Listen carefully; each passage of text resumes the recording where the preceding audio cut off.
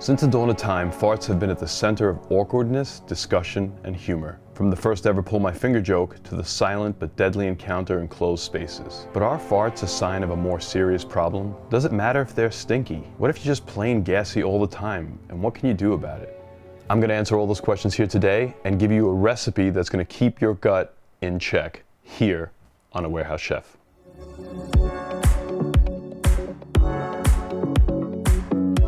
Can farts kill you? Well, not in a normal day-to-day encounter, but they are an indication of what's happening on the inside of your body, and you should definitely not blow them off. Dr. Michael D. Levitt, gastroenterologist and chief of staff at the Minneapolis Veteran Affairs Medical Center. By the way, there is no photo of him anywhere on the web. But he did publish almost 300 papers on the subject and concluded that the average fart contains 110 milliliters of asphyxiants, but the average lung capacity is 500 milliliters. A few years ago, news surfaced that sniffing farts can cure cancer. You're welcome. It was just a miscommunication between science and journalism. Even though the smell of a fart is not going to be the direct cause of your death, being gassy and bloated and farting a lot is something you shouldn't ignore.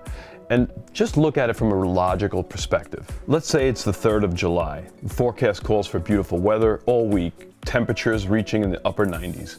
It's beach weather for sure. You know that the next day they're going to pick up the trash, so you put it out. But you forget that it's the 4th of July and that there's no holiday pickup. Would you want to be hanging around that trash on the next day? Well, your gut is a sophisticated trash collecting system, and it contains trillions of bacteria, some good, some bad.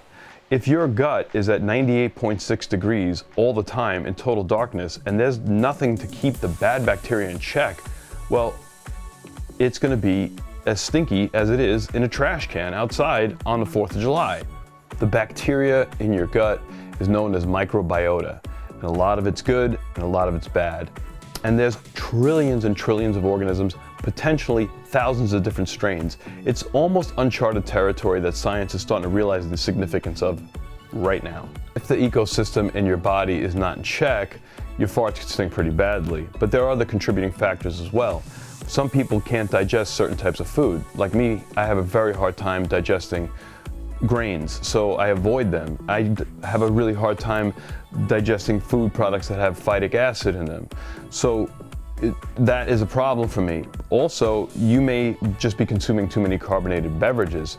Another contributing factor is you're eating food at the wrong time. There's times where food is more easily digested by your body, and that really all depends on you. According to a paper published in 2016 on the role of the normal gut microbiota, the World Health Organization defines probiotics as live microorganisms that can provide benefits to human health when administered in adequate amounts. Taking fistfuls of probiotics is not a healthy thing. Too much could be just as harmful as too little. So when you're dealing with your digestive system, you really need to seek the counsel of a professional. Someone in the medical industry, like a nutritionist, who can give you the proper guidance, proper amounts, and proper quantities, and when you should be taking your probiotics. Do not try to do this on your own. One thing that is definitely for sure, ignoring discomfort in your gut is the worst thing you can do, and I know this firsthand. I've always had problems with my gut being bloated, uncomfortable, gassy, and guess what? So did my dad. So I thought, oh, it's a hereditary thing. And as you get along in life, you think, oh, it's just funny, it's normal, everybody experiences it, thinking everything's as it should be. Until the beginning of 2018, when my son had contracted a stomach virus. And then I started feeling my stomach really, really hurting, so I assumed I caught it from him. But it got to the point where I couldn't eat at all, and I hadn't eaten for 13 days. Finally, my wife dragged me to the hospital, and thank God that she did, because it turned out I had a serious infection in my ascending colon, and it had to be removed. My doctor comes into the room after the surgery the next day, and rather than giving me the typical, hey, how you feeling speech, he looks at me dead in the eye, and he says, do you believe in God? And I go, yeah. He said, well, you better thank him because you were 5 minutes away from dying. I do 250 surgeries a year, and I've been doing it for the past 20 years, and I've never, ever seen a condition like yours. I no longer mess around with my digestive system, and I seek the counsel of a nutritionist who's prescribed for me the proper probiotics and digestive enzymes that I need, and now I have a super healthy gut. And what a difference from my past. I mean, sometimes a week will go by before I fart. It's almost like it comes to my attention. Like, wow, I just farted. holy cow, it's been a week. I know it sounds funny, but that's a really good sign that your digestive system is working properly. As a general rule of thumb, if your farts smell, it's probably because you're either A, backed up, or B, you're having a hard time digesting proteins. If they don't smell, it's probably, again, as a general rule of thumb, because you're not able to digest carbohydrates. Again, seek the counsel of a professional. This is something you should not take into your own hands, and definitely don't take it lightly. One way of introducing healthy probiotics into your body is by eating them rather than taking them in the form of supplements, because your body will naturally reject food when you've given it too much. Some of those probiotics exist in fermented foods like raw fermented sauerkraut or yogurt or kefir, which is what I'm going to show you how to make today. Now, I've chosen to show you how to make coconut kefir made from coconut milk because A, I wanted something that would be suitable for people who have dietary restrictions in the form of lactose. I wanted it to be suitable for people who are vegan, and I also wanted it to be suitable for people who are gluten-free or maybe have a harder time digesting things like milk. So today we're going to teach you how to make coconut kefir. It's super easy. Now, if you were to go out and buy coconut kefir, you'd find out that it's very, very expensive. So this is not only healthy for you, it's going to save you a ton of money. Making kefir is very straightforward, but just like anything that needs a fermentation process, you have to make sure that you're not fermenting bad bacteria in the fermentation process. So you have to make sure that everything you use is clean. When you're dealing with canning products in mason jars, usually the jars get boiled, washed and then boiled. There's another way you can make sure that your jars are bacteria free, and that's to use alcohol. You can wipe everything down with alcohol. I released a video on how to make yogurt, and that's the method that I've been using all along. I've never had a problem making yogurt or kefir where the bacteria has actually been, the bad bacteria has actually been introduced into the kefir. So just take a towel after you wash everything thoroughly. Just to be extra precautious, I'm using gloves, and simply wipe, make sure that everything is wiped down inside the jar everywhere. It's kind of hard to get into this jar here. I've sanitized these jars using a commercial sanitizer. I'm just going through the motions here to show you about how to wipe them down with alcohol. I even wipe down the outside of my cans, the top part of the can, with alcohol, just to make sure that none of that bad bacteria gets inside of my kefir. I'm gonna use these lids. There's a link to them down below. They're like specifically made for fermenting in a mason jar this size.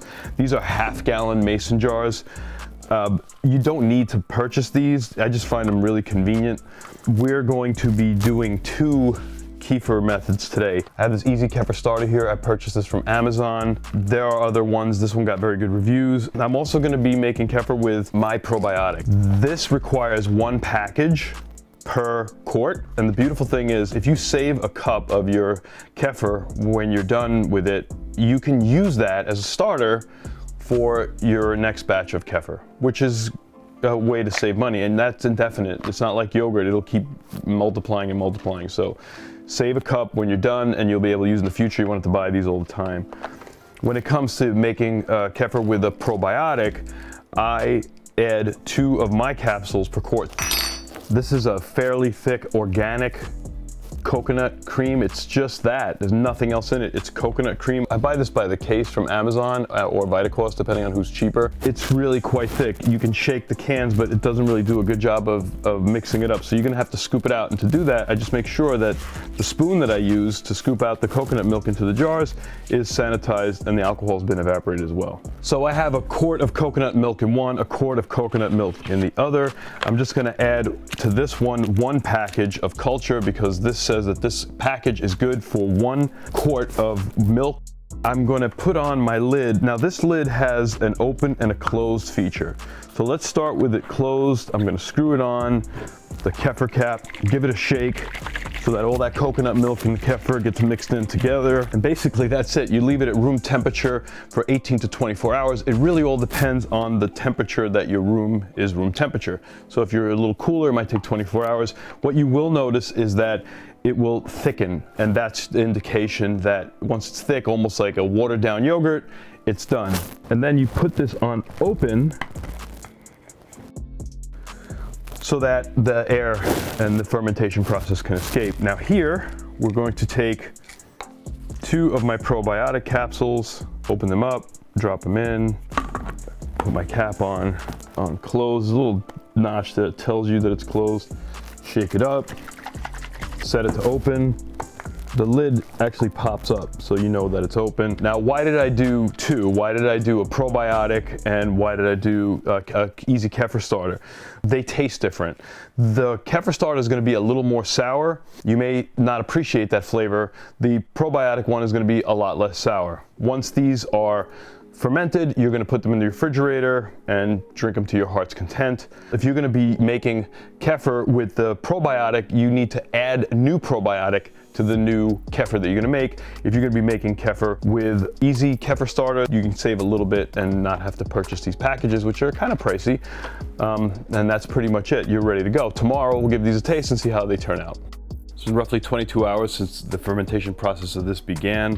We have our keeper caps here. Honestly, they are more of a luxury than a necessity, but what is kind of cool about them, they have this option where you can pop this lid off. You could strain your kefir through there, which is kind of nice. And it's got a little pour spout, not necessary. As long as you leave breathing room for the lid so that the fermentation process, all the gases can escape, you'll be fine. But by looking at this, you can see that the kefir that was made with kefir, sorry, it's either way, this has got more congealed. This has a little bit more separation. This is with the acidophilus. This was made with the kefir starter. What I like to do is hit them both with an emulsifier.